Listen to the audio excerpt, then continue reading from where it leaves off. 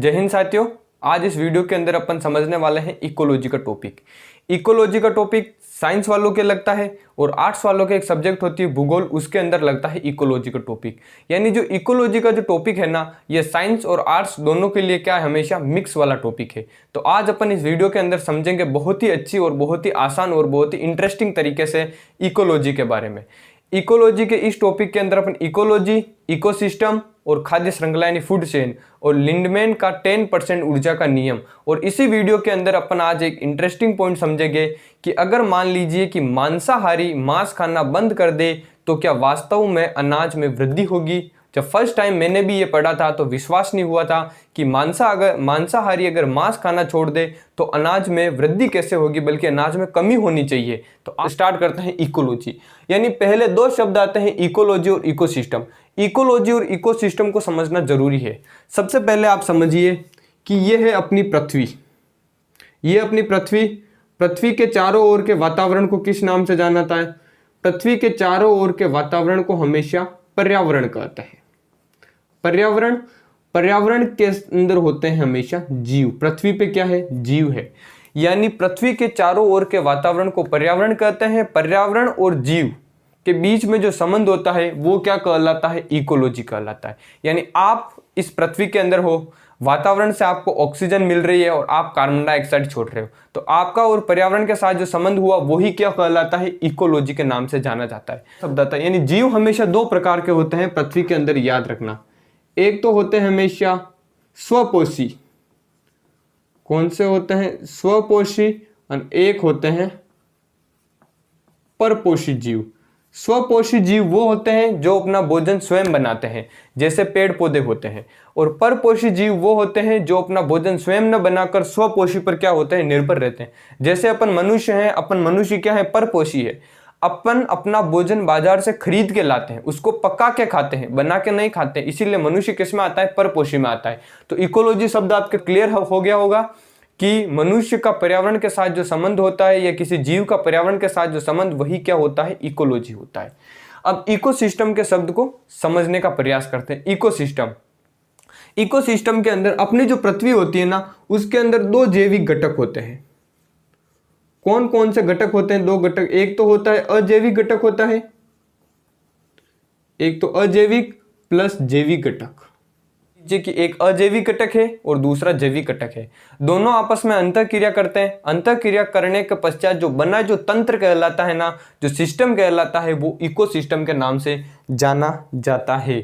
जैसे आगे समझिए इकोसिस्टम को, एक एग्जांपल की सहायता समझते हैं अपन इकोसिस्टम को। मान लीजिए कि यह है एक पौधा, यानी कोई भी पेड़ ले लीजिए। पेड़ है, पेड़ से क्या गिरती है? पत्ती गिरती है जमीन के ऊपर। जब पतझड़ का महीना आता है तो पौधे से क्या हो जाती है? पत्तियां नीचे गिर जाती है। ये पत्ती नीचे गिरी, नीचे गिरने के पश्चात इस पर कौन आक्रमण करेंगे? अपघटक। जो भी अपघटक होंगे ना, जो भी सूक्ष्म जीव होंगे, वो इसको आक्रमण करके इसको ह्यूमस में बदल देंगे। किसमें? ह्यूमस, यानी खाद बना देंगे इसकी। इस पत्ती की क्या बन जाएगी? खाद बन जाएगी। तो समझिए आप कि पौधा एक जैविक घटक है। पत्ती जब तक पेड़ पे थी तब तक वो जैविक घटक थी, लेकिन जैसे ही पत्ती जमीन पे गिरी वो कौन सा हो गई? अजैविक घटक हो गई। तो पौधा से गिरी पत्ती से क्या हुआ? अपघटक हुआ, अपघटक से खाद बना। अब ये क्या बन गया? एक पूरा सिस्टम बन गया। पौधे से लेके, पत्ती से लेके खाद तक का क्या बन गया? सिस्टम बन गया। इसके अंदर जैविक घटक आ गया पौधा और अजैविक घटक आ गया पत्ती। तो ये क्या हो गया? एक इकोसिस्टम का निर्माण हो गया। यही होता है इकोसिस्टम। जैविक और अजैविक कारक आपस में अंतःक्रिया के द्वारा निर्मित जो सिस्टम होता है वो क्या कहलाता है? इकोसिस्टम कहलाता है। तो इकोलॉजी और इकोसिस्टम शब्द तो आपके पूर्ण रूप से क्लियर हो चुके हैं। अब समझते हैं इसी चैप्टर के अंदर एक फूड चेन यानी खाद्य श्रृंखला क्या है। खाद्य श्रृंखला का मतलब आप ही समझिए कि आप भी है ना किसी दूसरे जीव पर हमेशा निर्भर रहते हो। खाने के लिए आप पौधे पर निर्भर रहते हो, पौधा सूर्य से एनर्जी प्राप्त करता है। इसी प्रकार की जो एक श्रृंखला बनती है वो एक खाद्य श्रृंखला बनती है। यानी खाद्य श्रृंखला के अंदर अगर एक भी जीव मर जाए या एक भी जीव की कमी हो जाए या एक भी जीव की वृद्धि हो जाए तो खाद्य श्रृंखला क्या हो जाएगी? तबाह हो जाएगी, यानी इकोसिस्टम बर्बाद हो सकता है। तो खाद्य श्रृंखला के अंदर तीन घटक होते हैं। एक तो यानी इकोलॉजी के अंदर जो फूड चेन होती है ना, उसके तीन घटक होते हैं। एक तो होता है उत्पादक, जो क्या करेगा, भोजन का निर्माण करेगा। दूसरा होगा उपभोक्ता, जो भोजन को खाएगा। और तीसरा होगा जो अपघटक, यानी इनका मरने का इंतजार करेगा, कब शेर, बकरी या पौधा मर जाए तो उस पर मैं जाके आक्रमण करूं और उनका अपघटन करके खाद का निर्माण करूं। सबसे पहले क्या होगा, सूर्य से एनर्जी लेगा पौधा। अब पौधा का निर्माण होगा, पौधे को कौन खाएगी, बकरी, बकरी को खाएगा मनुष्य सर्वाहारी के अंदर होता है। मनुष्य अपन मतलब कुछ तो मांसाहारी होते हैं, कुछ शाकाहारी। जो शाकाहारी होंगे वो सीधे पौधे को खाएंगे, पौधे के रूप में गेहूं भी हो सकता है। ऐसा नहीं है कि पौधे का मतलब एक पेड़ हो गया, पेड़ पौधे के अंदर गेहूं मतलब जौ, चना, बाजरा सब आ जाते हैं। मनुष्य ने खाया पौधे को या मनुष्य ने खाया बकरी को तो मनुष्य हो जाएगा सर्वाहारी। मनुष्य सीधा बकरी को खाता है तो मांसाहारी, और मनुष्य सीधा पौधे को खाता है तो मनुष्य शाकाहारी होगा। अब मनुष्य को कौन खाएगा, शेर खाएगा। तो ये तीनों किसके अंदर आ गए, ये उपभोक्ता हो गए। जब इनकी मृत्यु हो जाएगी, आप भी देखते होंगे जब कोई कुत्ता, गाय, भैंस मर जाते हैं तो मरने के पश्चात वो क्या करने लगते हैं, सड़ने लगते हैं, उनके ऊपर चील आने लगती है, कोवा आने लगता है, कुछ सूक्ष्म अपघटक होते हैं, सूक्ष्म जीवाणु होते हैं, वो उनके ऊपर आक्रमण कर देते हैं। उनका अपघटन करके क्या करते हैं, तो उनको खाद में परिवर्तित करके और नाइट्रोजन गैस को भी रिलीज करते हैं, तो उनको वापस प्रकृति के अंदर भेज देते हैं। ये एक सिस्टम हो गया, ये एक इकोसिस्टम का ही पार्ट है। यानी फूड चेन, अगर खाद्य श्रृंखला का आप आसान तरीके से देखना चाहते हो ना, तो इसका आसान रूप यह होता है कि खाद्य के लिए, यानी खाद्य पदार्थों के लिए एक दूसरे पर, यानी खाद्य पदार्थों के लिए एक दूसरे पर निर्भर रहना ही क्या कहलाता है, खाद्य श्रृंखला कहलाता है। तो आप समझ गए होंगे कि खाद्य श्रृंखला क्या है। इस प्रकृति के अंदर यानी इस पृथ्वी में प्रत्येक जीव एक दूसरे जीव पर हमेशा निर्भर रहता है, वो भी खाद्य पदार्थों के लिए। यही क्या कहलाती है, यह खाद्य श्रृंखला कहलाती है। अब अपन आगे समझने का प्रयास करते हैं लिंडमान का 10% ऊर्जा का नियम। एक वैज्ञानिक आए थे लिंडमैन, उन्होंने 10% एनर्जी का नियम दिया था। यानी उन्होंने यह कहा था कि खाद्य श्रृंखला के अंदर जब एक जीव से दूसरे जीव में ऊर्जा का प्रवाह होता है ना, एक जीव से दूसरे जीव में ऊर्जा का प्रवाह होता है तो हमेशा 10% ऊर्जा ही एक जीव से दूसरे जीव में जाती है, बाकी 90% ऊर्जा श्वसन के रूप में क्षय हो जाती है। मान लीजिए कि ऊर्जा का सबसे बड़ा स्रोत है सूर्य से सबसे ज्यादा ऊर्जा लेगा पौधा, पौधे को खाएगी बकरी, बकरी को खाएगा मनुष्य, मनुष्य को खाएगा शेर। मान लीजिए कि सूर्य से अपन को मिल रही है 10,000 कैलोरी ऊर्जा मिल रही है, 10,000 कैलोरी ऊर्जा मिल रही है। इसका 90% बाहर निकल जाएगा और 10% ऊर्जा ही जाएगी। 10,000 का 10% 1,000, यानी 1,000 कैलोरी ऊर्जा गई। तो बकरी के अंदर कितनी जाएगी, 100 कैलोरी। मनुष्य के अंदर कितनी गई, 1 कैलोरी। और शेर के पास कितनी गई, 0.1 कैलोरी एनर्जी। यानी लिंडमान का 10% ऊर्जा के नियम के अनुसार ऊर्जा का प्रवाह एक जीव से दूसरे जीव में जब होता है तो 10% ऊर्जा ही एक जीव से दूसरे जीव में जाती है, यानी ऊर्जा 90% ऊर्जा श्वसन के रूप में क्षय हो जाती है। और यह नियम ऊर्जा संरक्षण के नियम को भी फॉलो करता है। ऊर्जा संरक्षण का नियम कहता है कि ऊर्जा को न तो उत्पन्न किया जाता है न ही नष्ट किया जाता है, ऊर्जा को एक रूप से दूसरे रूप में बदला जा सकता है।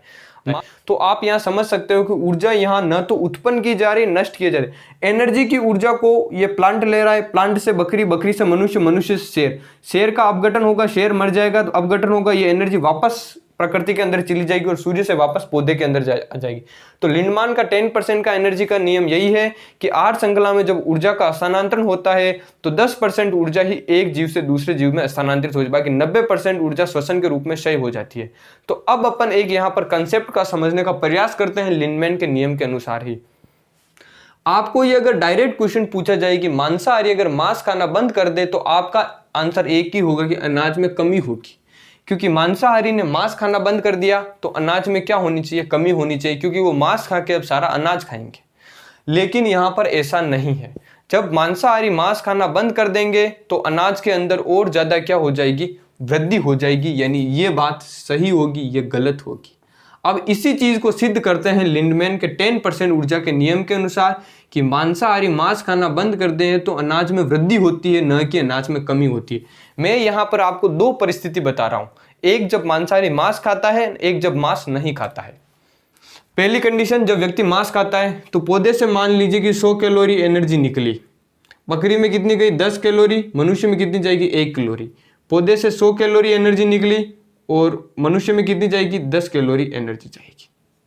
यही बात है ना, यही बात आप समझ गए होंगे। आप एनर्जी का सिस्टम तो आप समझ गए कि 10% एनर्जी ही प्रवाह हो रही है, बाकी 90% एनर्जी तो क्या है, प्रकृति में वापस रिलीज हो जाती है श्वसन के रूप में।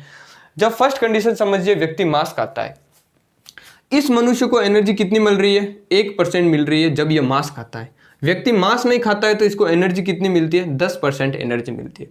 अब ये मनुष्य बकरी को खाएगा, बकरी क्या खाएगी? पौधे को खाएगी।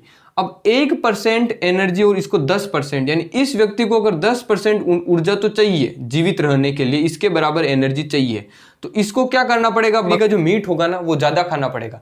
तो बकरी को क्या खिलाना पड़ेगा? बकरी को अनाज या पौधा क्या होगा? ज्यादा खिलाना पड़ेगा।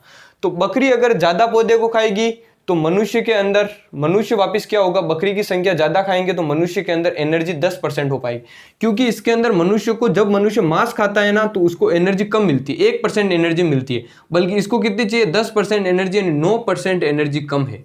इस 9% एनर्जी की पूर्ति के लिए मनुष्य को बकरी का मीट ज्यादा खाना पड़ेगा। बकरी का मीट ज्यादा बनाने के लिए क्या करना पड़ेगा? बकरी को पौधा क्या होगा? अनाज की मात्रा क्या खिलानी पड़ेगी बकरी को? यानी ज्यादा खिलानी पड़ेगी, बकरी को अनाज ज्यादा खिलाना पड़ेगा। अब यहाँ पर मनुष्य को सीधे 10% एनर्जी प्राप्त हो रही है, तो यहाँ पर मनुष्य को अनाज क्या खिलाना पड़ेगा? अनाज यानी कम खाना पड़ेगा, क्योंकि जब आप किसी भी चीज को सीधे प्रकृति से प्राप्त करते हो ना तो आपको एनर्जी ज्यादा मिलती है, तो आपकी उसकी आवश्यकता कम होती है। अब यहाँ मनुष्य बकरी को सीधे प्रकृति से पौधे को नहीं खा रहा है, बीच में बकरी को खा रहा है, तो उसको एनर्जी कम मिल रही है, बल्कि उसको एनर्जी तो ज्यादा चाहिए। तो बकरी के मीट को ज्यादा खाएगा तो बकरी को अनाज क्या होगा? ऑब्वियसली ज्यादा खिलाना पड़ेगा, तो अनाज की क्या हो जाएगी? कमी हो जाएगी। जब मनुष्य मांस नहीं खाएगा तो अनाज में क्या होगी? वृद्धि हो जाएगी। इसी तरह अपन समझ सकते हैं कि जब अपन ने खाद्य श्रृंखला देखी थी ना, कि जब मतलब पौधा, बकरी और मनुष्य, जब आप खाद्य श्रृंखला के अंदर जितना पीछे जाओगे ना आपकी आयु उतनी ही कम होती जाएगी। यानी पौधे की आयु ज्यादा होती है, उसके बाद में क्या होता है? मनुष्य की आयु पहले ज्यादा होती थी, क्योंकि मनुष्य पहले सीधे पौधे पर डिपेंड रहता था, यानी पेड़ पौधों से क्या करता था? अपना भोजन ग्रहण करता था। अब मनुष्य क्या मांस खाने लग गया, तो खाद्य श्रृंखला के अंदर एक कदम पीछे खिसक गया। मनुष्य पहले यहाँ आता था, अब मनुष्य बकरी यानी मांस खाने लग गया, तो मनुष्य यहाँ खिसक गया। तो मनुष्य के अंदर क्या हो गई? एनर्जी की कमी हो गई, जिससे मनुष्य की आयु क्या होने लग गई? कम होने लगी।